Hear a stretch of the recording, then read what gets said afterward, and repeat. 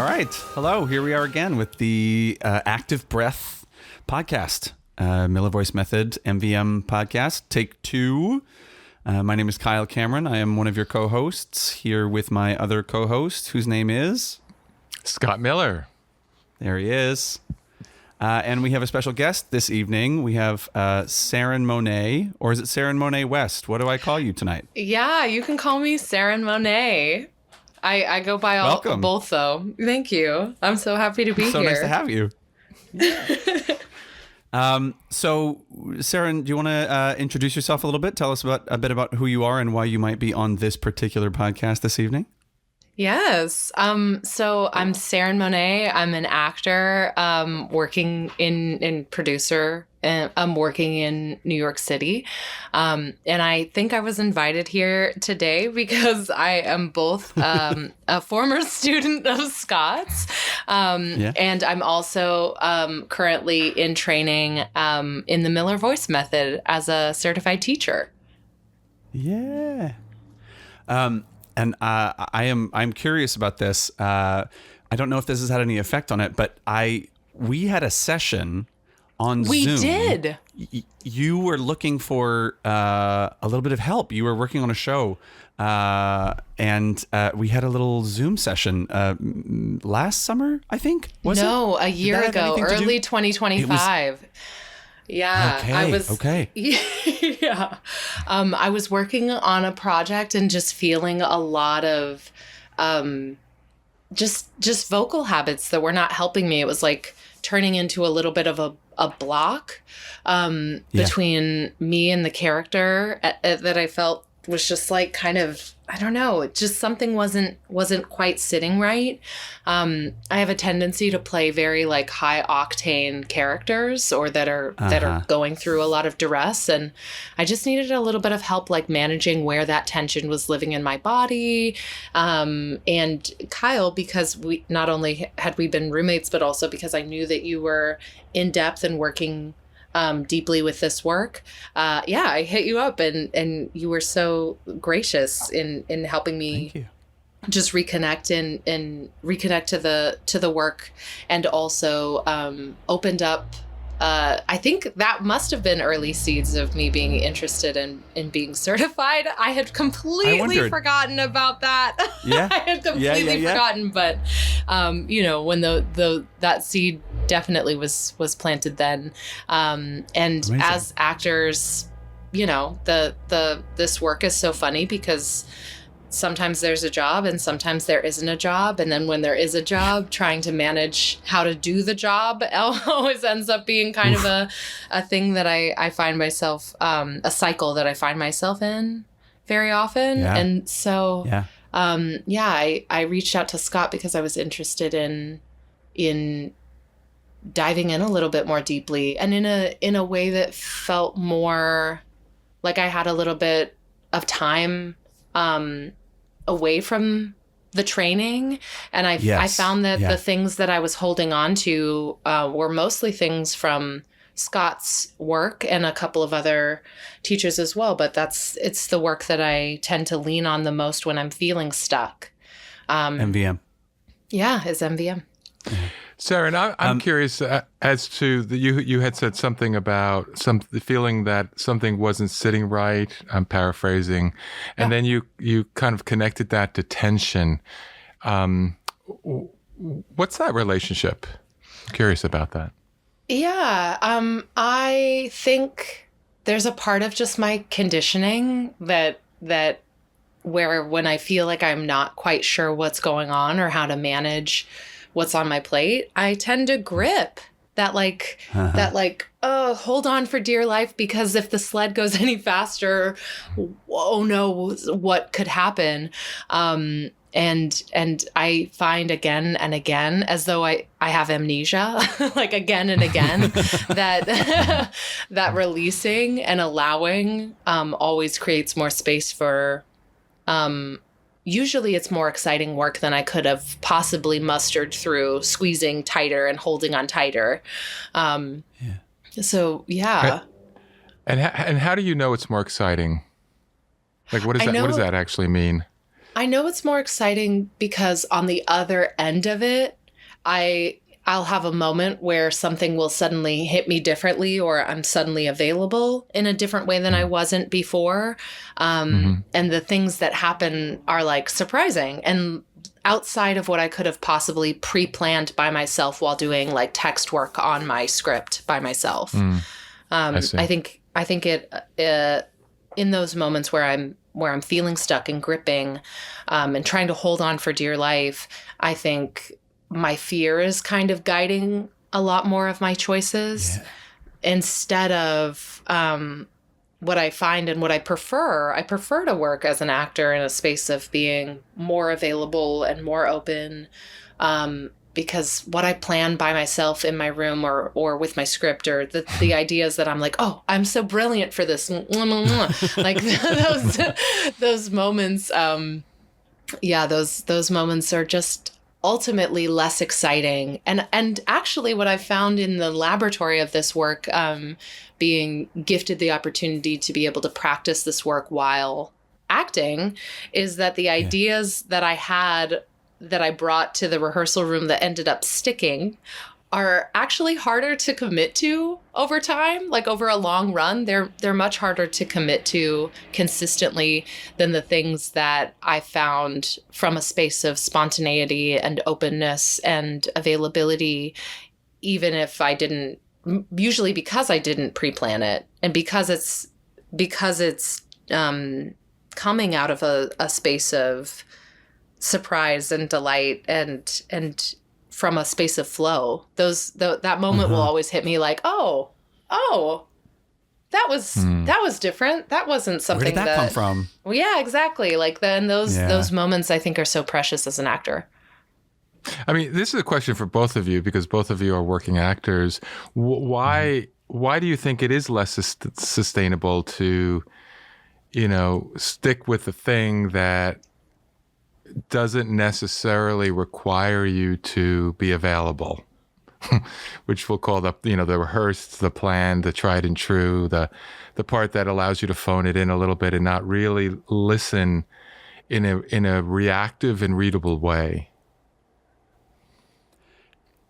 Yeah, I mean, for me, I sort of live in the question of that. I'm not sure that I 100% believe that is 100% true all the time. Do you know what I mean? I think that, I had an interesting experience working on this show in the fall, The Hills of California, where I had a large cast.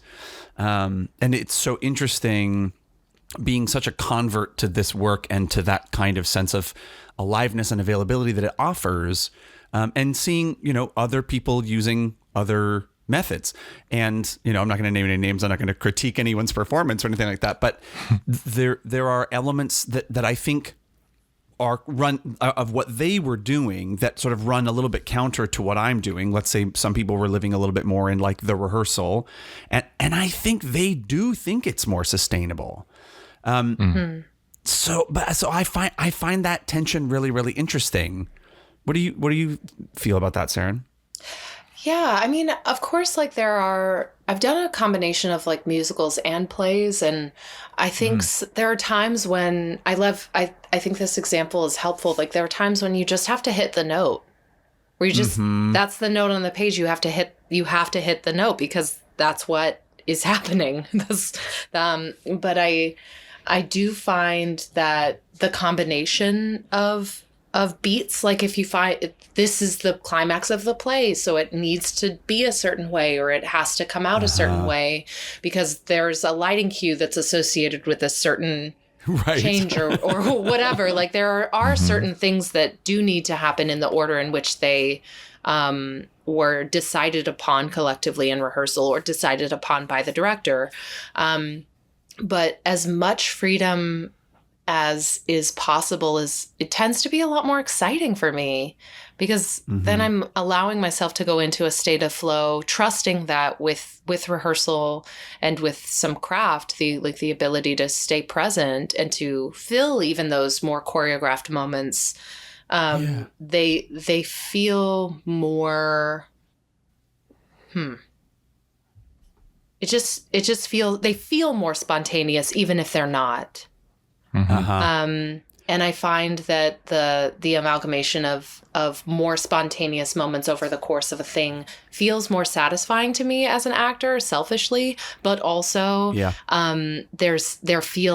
it tends to kind of permeate this sense of like anything could happen at any moment, which always tends to fuel me more as an actor. And then I'm listening better to my scene partner, even if what I'm receiving from them is the exact same every night, no matter what. Right. Yeah. So that's, and that gets back to sustainability, right? Fuel and sustainability can be linked for sure. Yeah. And even if I am receiving the same thing from an actor every night, like exactly the same melodic, the same rhythm, the same tempo, like everything, it somehow convincing myself that anything could happen makes even those moments feel more alive to me. And I'm hoping, I mean, my wish is that that also translates to the audience experience, because that's really what we're there. That's what we're there to serve them, and to deliver the story to them as though it is for the first time. Yeah. And I would call that desire, right? That sense of sending with a desire to receive something, creates that suspense, that mystery, that aliveness. So on some level, it doesn't really matter if what you receive is what you expect or don't expect, but the part that you have some agency over, which is living in, sending, and then having an expectation or a desire to receive something is as far as you can go, is as far as the individual actor can actually go. They can't make the other person do anything, actually, right? And then when you get the other two actors or more, or one actor with themselves alone on stage doing that constantly in pursuit of something, it then creates a really creates an opportunity for the audience to pursue with them on some level, right? It's funny. I'm hearing you both speak about this, and I'm thinking back at one of the greatest lessons I learned was one of my first coaching experiences with the late director Kenneth Washington, and at the end of the 5 or 6 weeks, he went over to the chalkboard and he drew two vertical lines next to each other, and he said, okay, this is the railroad track that we've been creating for the last 6 weeks. Now, within these two lines, you can go anywhere you want within these two lines, and you will still be telling the story that we agreed to, right? And when we work with younger actors, my fear is when they hear things like spontaneity and being alive and being, that they think there's no anchoring or obligation to tell the story, right? But actually, it's just the opposite. It's once you've done all that work to create the contract of what the story is between yourself and your fellow actors, then you get to play within the those two lines and still tell the story. And I think that's what this work is. The availability and along with the responsibility of telling the story can actually go hand in hand. They don't have to be one or the other. Yeah. Speaking of telling stories, I want to give Sarin a moment to tell us about a project that they have coming up. Very curious to hear about this. Yay. So I'm going to be playing Titus Lartius, who is the right-hand person of Coriolanus in The Tragedy of Coriolanus. It's a Shakespeare play that will be at Theater for a New Audience beginning February 1st until March 1st, and it is being directed by Ash K. Tata, who, just to circle back to what you were talking about, Scott, the railroad track idea. I really I'm appreciating right now how much time we are taking in table work. We're definitely moving slowly through the play, kind of beat by beat and moment by moment, and creating space where the entire room, the cast of 14 people, can be in agreement on the world that we're building, so that that railroad track is not so much determined by Ash having this brilliant idea of Coriolanus and kind of breaking it apart, but that actually by decentering their own presence and their own kind of influence in the room, we are given agency as actors to actually create a communal agreement about what the world is, and as we're tightening those railroad tracks, we're building a world that the entire room has had agency over creating together collectively, which is an experience as an actor that I'm finding that I really prefer to some other experiences where those railroad tracks are dictated by more external circumstances or power dynamics that create tension inside my body. I'm like, oh, we've built this world in agreement with one another, and so it'll be easier to find our way through it without completely derailing the vision. Yeah. It can take so much work to bring it back to those railroad tracks if it gets derailed, right? In a performance or in something like that, it can really, and that's where a lot of this tension buildup can come from, for sure. Yeah, that's cool. I mean, that's a relatively new skill set. I mean, new in the last 20 years, because, you know, when I was growing up, you had the coach or the manager or the director or whoever was the person holding the centralized sense of power, and either you followed along or you found another job or another team or another thing, and so the person who was good at handling that kind of authority usually had some longevity. Good meaning responsible, had some longevity. And as we've over the last 20, 30 years moved more into the iPhone instead of the Wii phone era, it's really now about the individual. And I think about the sports, how coaches had to really find a way, because all we're talking about is buy-in at the end of the day, right? Getting a group of humans to agree and buy into a vision, a path, a plan. And now it's a lot more about the individual bringing their own agency to the group dynamic, and the coach and the leader that can actually create that kind of community dynamic, where we're much more attuned to thinking about ourselves in a team-oriented environment.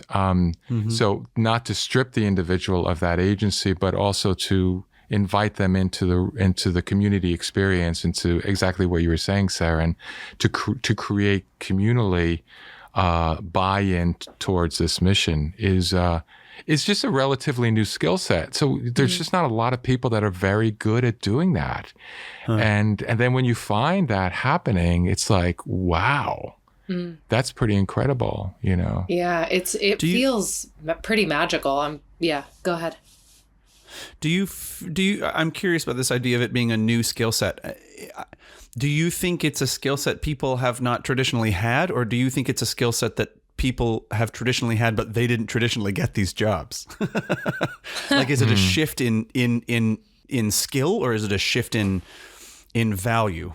I wonder. I mean, maybe a bit of both. I just there's just so many more things to pay attention to today than there was 30 years ago. And there's just so many, there's the perception of so many more choices. Now we can, have long conversations about whether they're actual choices or not, and that's true or not. But the perception as to what keeps hooking people's attention, kind of dressed up as a choice, more to manage, think about, and then the if you think about sports, unlike arts, I would say, but in the arts it's the bigger budget movies, and so there's a lot of things to attend to. So then it becomes as much of management skills, and people. I think maybe that's it. It's the combination of management skills with people skills, and now the leader is most of the time asked to be able to be good at both on some level, That's interesting. And I think that is a newer phenomenon, Sarin, I'm curious, in delving back into the MVM work because you're a student in the certification program. How does this version of encountering the work compare to, your memory of doing it in grad school? Are there any elements of it that are resonating with you, either in the cert program or that you're applying in your professional work now that maybe you had, that you forgot about, or things that are like echoes down the way from the grad school experience? Yeah, well, I think, when I think back to my grad school experience, I can't believe that I graduated 5 years ago. That is or almost 6 years ago now. That is what? What in the time jump? I'm oh my God, I'm old. What happened? And simultaneously, I also still feel 20 years old, or younger most of the time. But yeah, I think the beautiful gift of grad school for me was being able to spend 3 years uninterrupted on constant craft. It's really being able to isolate and just dive in and only have the majority of my focus, besides laundry and groceries, really being my training and the work and regular practice built in. In graduate school, we were given a Google Calendar that was chock full, but it was a Google Calendar that somebody else created. Thank you, Giselle. Thank you, Paige. That was all organized and with regular deadlines. And there's something that I'm learning as I've been out of school and built my own kind of care plans and my own programs and tried different things and gone back into different trainings, and that I'm learning I work really well with some of those structures that are much, much harder to build for myself than they were when I was just being handed a schedule. So Same. I think that is really the biggest shift, and knowing what my next job is going to be, and knowing I'm going to get to act tomorrow, and knowing that I have a play to look forward to, and having that schedule basically be set 9 months ahead of time. If we're working on a project in May, that schedule was built before we got to school in September. And so that is one of, I was able to have a lot more preciousness that I did not appreciate as much as I wish I had. Yes. And at the same time, being able to have agency over how I spend my time and what I put my focus on and what is getting my attention when, and when things take too much attention, how to divert and redirect and restructure is a challenge that I am really diving into. And also I have been given ample opportunity in the world to be able to practice. Going back into the cert work, not only refamiliarizing myself with the method and the technique and making time to practice while also being in rehearsal and going from which rehearsal and other jobs. And, it's just a little bit more chaotic than it was for me in grad school. Sure. Less concentrated. But the foundation I found is much more there than I anticipated it being. Knowing that my body does remember a lot more than my brain does. And so just setting aside dedicated time, not only to revisit the technique itself, but also trying to practice what it means to communicate those ideas to new people has been a huge challenge. I know Scott's on this chat with us, but I'm not going to be shy about it. Yes. I know he can hear us.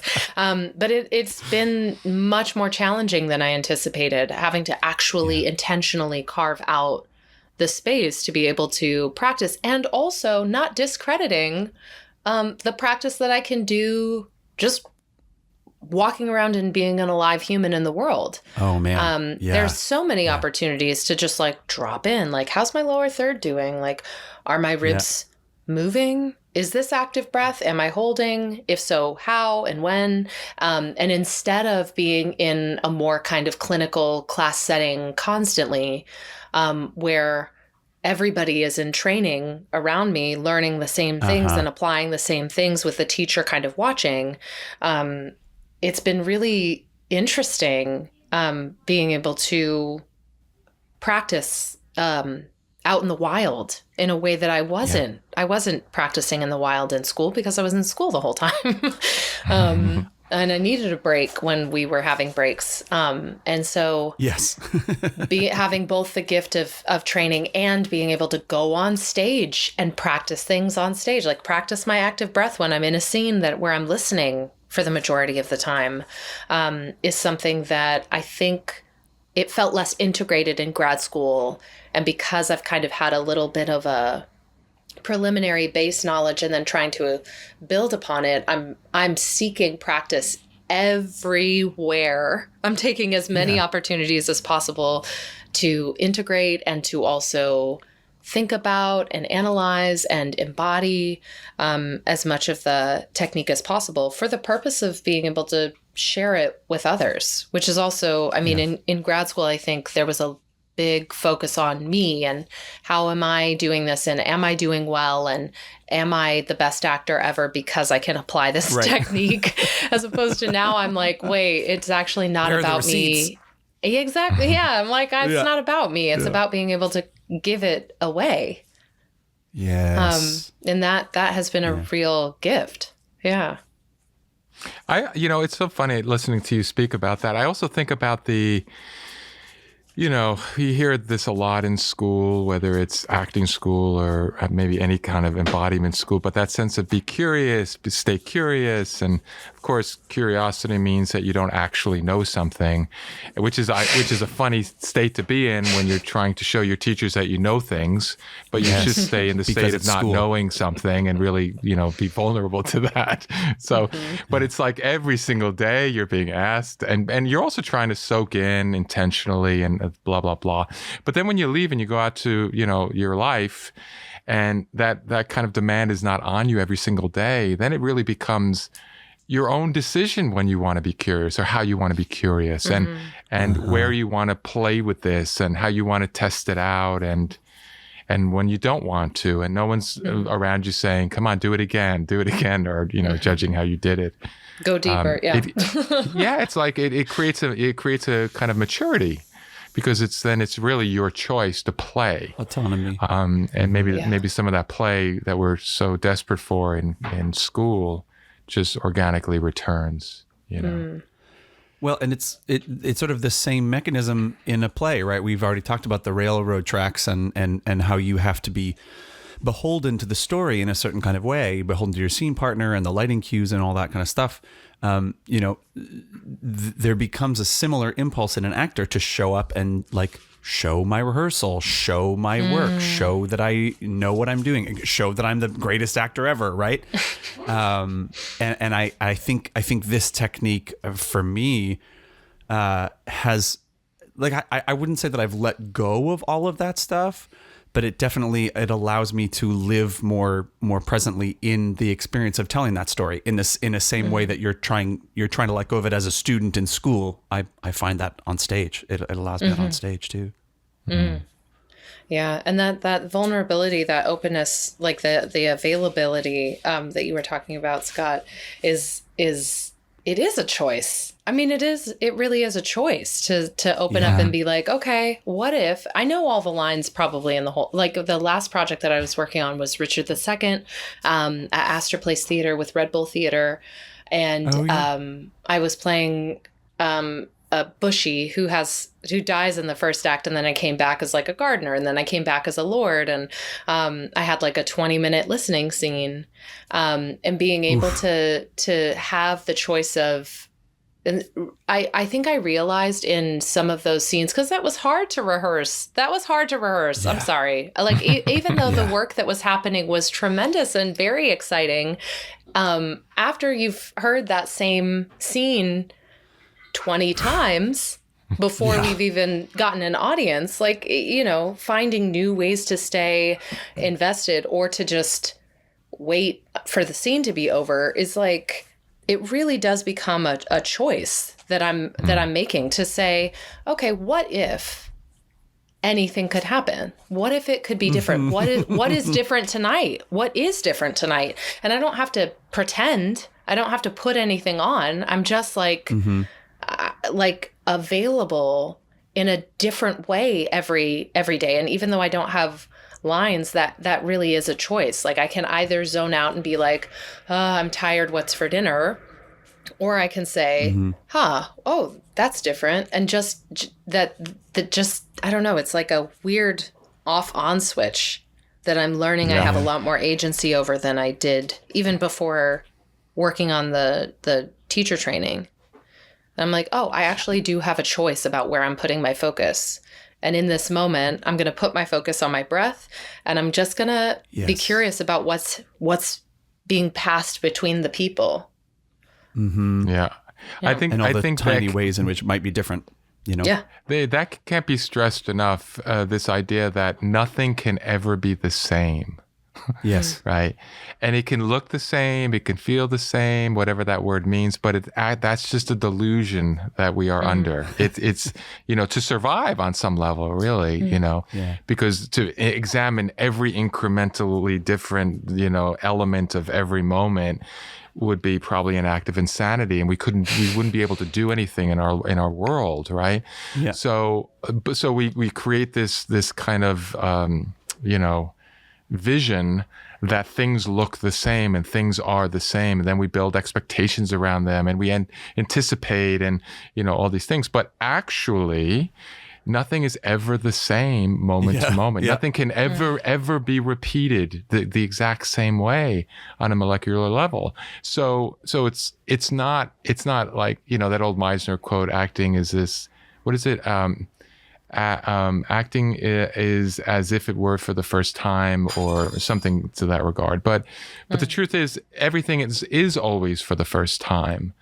So then it's just about how close or far you want the microscope to operate, and how much you want to pay attention, or, to your point, Sarin, how much do you want to be involved in the newness of every moment of your life, becomes the question. And that is a choice, That's at good. the end of the day. Yeah. And there are moments like, in commuting on the train where someone's staring at me across the, where I'm like, I actually don't want to be available to the newness of this moment. Absolutely. I would rather Exactly. check out completely and just dissociate until I get to my train stop, because it actually, what I'm finding, just to circle back to your earlier question, Kyle, is that I'm finding the biggest difference between where I am in my training now and where I was in my training during grad school is that my dial is becoming more finely tuned, in a way that feels intentional, and that is like awesome. It's so cool. And also, I'm giving myself some grace. Yeah, my willingness to allow myself to be aware of the newness. There are moments usually when I'm in an audition, or when I'm in, on set or on stage, where I want that full and open availability constantly. And yet, if I were to move out into the world with full and constant availability, like, there's different risks involved there. Much different, yeah. Much different risks. Yeah. And my wish is that I can be more open and available, not only on stage, but also in my life, and with some discretion. Mm-hmm. Yeah. Yeah. Not to get too pedantic about it, but the podcast is called Active Breath. I have found just the literal tool of active breath to be that switch for me. The awareness of when I am in a flow state of constant movement, no holding at the top, no holding at the bottom. That is essentially the definition of active breath. And it's something that in this work, we develop the awareness of when we are holding and when we are stepping out of that active breath, and how to sort of release and drop drop back into it. I have found that it has affected my personal relationships a lot as well. I'm a talker, I'm a sentence finisher, I'm a know-it-all, frankly. And I have been able to use this tool to just sort of inhibit that impulse. And I think it has made me a better listener and a better conversation partner. Are you finding this work to be infiltrating your personal life as well as your professional? Totally. Yeah. I'm an interrupter for sure. Oh my God. And such a smart ass, like, yikes. But also, I mean, I don't know. And it definitely, it has given me the ability to listen more deeply and to also articulate my thoughts and needs in a more direct and concise way. But it also demands a lot of bravery. Like I'm still, I guess, because I'm I have a little bit less practice at active breath than you both do. I think I'm still in a space right now where I get to remind myself to be brave and to allow the breath in. And so I feel like that's a training wheel that I'm really looking forward to not needing anymore. But for right now, I'm like, no, it's okay. Keep breathing. Like let it in and out, reset, that kind of thing. So, but it's making me check in with myself a lot more in my day-to-day life in a way that I think I've had years where I just haven't. Like I'm like, just go, get to the next thing and do it. And then inevitably I'll find myself in like in an approaching burnout place where I'm like, oh my God, I didn't say what I needed because I said yes to this thing when I was not really holding my breath and truly just trying to people please or trying to make it to the next thing. And it's helped me just figure out how to say no more and how to take a beat before making a decision. So that I'm genuinely inhaling and exhaling, checking in with myself and starting from that place before doing, instead of doing first and breathing later. I'm curious, Scott, do you think that training wheel ever comes off? Do you think we ever get to the point where it is completely second nature or what, like, what's your thought on that?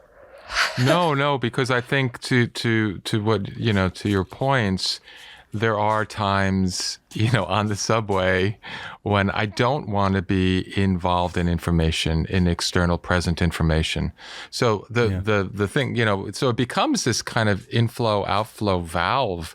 So I can minimally breathe or hold my breath and not take information in or avoid information. The way it happens with me now is I'm noticing more when I'm not in active breath, meaning that when I'm not in this flow state of, inhaling and then immediately exhaling and immediately inhaling, which again, if there's nothing going on around me, if I'm just sitting watching television, that's a very unnatural way of breathing, right? We don't breathe that way normally. We're just, we exhale, we hold a little bit or pause at the bottom a little bit. And the brain says, hey, you need some, air. So then we inhale, and it's a very uneven thing that's going on. Unlike when we're sleeping, it's much more even, ironically, because there's probably less interruption consciously happening in our frame of awareness. All you out there, if you sleep with a partner, once they fall asleep, put your hands on their ribs, and it'll be it's going to be amazing what you feel move and consistently move, as long as there's no obstruction with their breathing, et cetera, et cetera. And then put your hands on their ribs when you're having a conversation with them in the kitchen one day or whatever, and you'll feel almost nothing happening. As far as what you felt when they were sleeping. But much like with Shakespeare, when the rhythm is a little off, it usually means something out of the ordinary is occurring. So if I'm in life and I find myself holding a lot, what happens now is I start to think, okay, what is going on that I don't want to be present for this information? And so I start to investigate, and that could be, I might be monologuing in my head. I might be having judgments. I might be afraid, but there's something that is informationally that is happening in the present, or an anticipation of something might be happening in the near future, or something just happened that I can't let go of. That's really causing me to hold my breath. And getting me more into that prefrontal cortex, that analysis part of my brain, which minimal breath, in and out actually facilitates a little bit more, it seems. So it's really more now when I'm not in this kind of flow state, I start to look around and think, okay, what's going on here? Yeah. Yeah.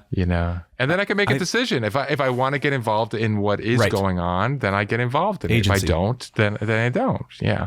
Yeah.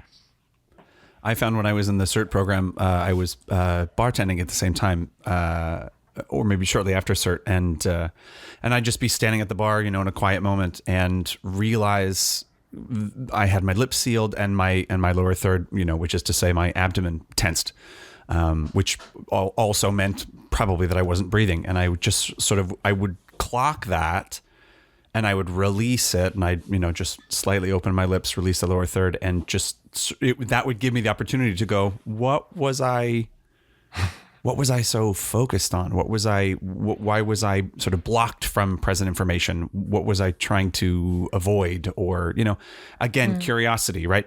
I now get to go and do a little bit of forensics on that. Yeah. Not that I need to be taking in present information constantly behind the bar, but you know what I mean? It's just, it's interesting to develop that mechanism.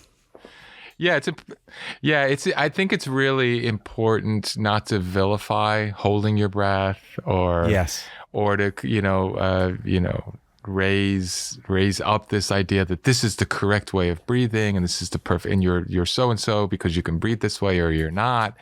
We're not saying that at all. We're just trying to make some connections of what's happening in the moment of your life, and how that connects to your breath cycle. And then, having obviously the agency to do with it what you want, but bringing some more awareness to those realities. One kind of shameless plug that I would love to share about the MVM work is that if you really are interested in changing your life, this awareness is something that has, at least for me, allowed me to say, this is either a relationship or a situation or a dynamic where I don't feel like I actually have the agency to do what I want to do, or what I think, when I really think about the grand scheme of my life, is actually best for me. And it's given me space, truly just space, to make decisions so that I don't feel like I'm on the receiving end of my life so much as really more so in the driver's seat. And it's so kind of baffling to me that a way of breathing and a way of being in the world, that this little thing can really kind of expand huge horizons in ways that I didn't expect. So just to circle back to your question about that, Kyle, how it's affected my personal life. If you really want to change your life and feel like you're more in the driver's seat, I have found that this work is really useful for that. Or useful for me to say actually, no, this is not something I'm interested in changing. I'm okay with this thing staying exactly as it is. But I tend to not make decisions. Once I have an awareness, I'm like, oh, well, now I have this information. Therefore, I'm responsible for this information. And then my subsequent decisions are informed by that knowledge, which has been pretty cool. Yeah. And what's really, for me, what's really exciting about the tool is, we have this phrase, changes a breath away. It quite literally is. It's not like, you need to do your 10 minutes in the morning and you hope that it stays with you throughout the day, or you had a tough day and now you got to come down from it. No, we're talking about tools that are actually available to you moment to moment while you're under duress, while you're in whatever kind of situation that you can actually use and use privately. No one is really going to notice anything that you're doing differently. And you're not checking your watch. You're not checking your Whoop. You're not, it's something that you're noticing yourself and you're deciding what to do about it in the moment. Mm. Listen, Sarin, can you tell us about the information about Coriolanus one more time, and then we'll wrap it up here. Yes. So I will be in Coriolanus at Theater for a New Audience from February 1st through March 1st of this year, 2026. So yeah, please come and watch me maybe apply some of the active breath stuff if you're curious. Wow. Who knows? Always an attempt.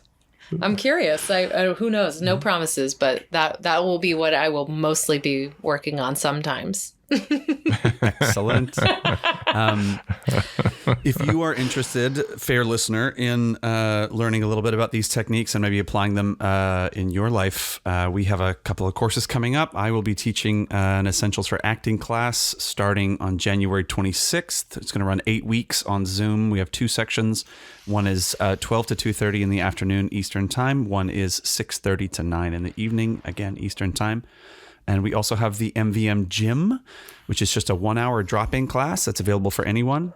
That's going to be Wednesday evenings, 7:30 to 8:30 p.m. Eastern Time, Saturdays, 11 a.m. to noon. And that's running January 28th to March 21st. All of the information about those are on our website, MVM, MillerVoiceMethod.com. That's what it is. That's it. And Scott, did you want to say anything about CERT? It looks like on the website we have a couple of sneak peek sessions coming up. Yeah, I have the we dates have in front of me if you'd like me to say them, unless you have them.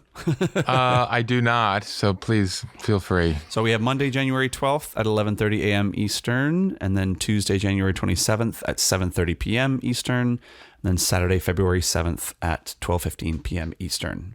And so that's for our level 1, starting level 1 in the teacher certification process, which has 4 levels that you can complete inside of a year, or you can take longer. It depends on how you want to do it. But that first, the way we like to go about it is start a conversation. It's not an application. You fill out a 1-page information form. We call you and then we have a conversation, whether it makes sense to be involved in the certification program or do something else or not. But that's how we approach it. We're looking for people who are interested, but things have to align. Everything has to align the way it needs to align, time-wise, financially, interests, where you are in your life and your career, etc. So we have that conversation. Yeah. Awesome. Sarin, thank you so much for joining us on this, our second episode of Active Breath, the MVM podcast. Thank you so much for having me. I'm delighted to have spoken to you all. And I also highly recommend the MVM certification program for those who are interested. I just completed my first part of the course, the first of 4, and it's been transformational for me. Awesome. Yes. Thanks, Cool. Sarin. Great hearing you. Thank you, Sarin. Thanks, Scott. We'll connect soon, and we'll get another episode out in due time.